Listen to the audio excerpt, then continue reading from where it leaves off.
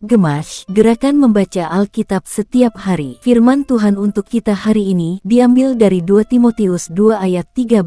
Jika kita tidak setia, Dia tetap setia karena Dia tidak dapat menyangkal dirinya. Di tengah kelemahan dan keterbatasan kita merasa gagal dan berpikir bahwa kita telah kehilangan kasih dan kehadiran Tuhan dalam hidup kita. Ayat ini memberikan jaminan bagi kita semua, meskipun kita seringkali tidak setia dalam berbagai cara, Tuhan tetap setia kepada kita. Ia tidak bergantung pada tindakan atau perasaan kita. Itulah bukti dari Ia tidak dapat menyangkal dirinya sendiri. Mari kita bersyukur dan berterima kasih atas kasih dan kesetiaannya yang tak berakhir, dan berkomitmen untuk hidup dengan lebih setia dan taat kepadanya setiap hari. Tuhan Yesus memberkati.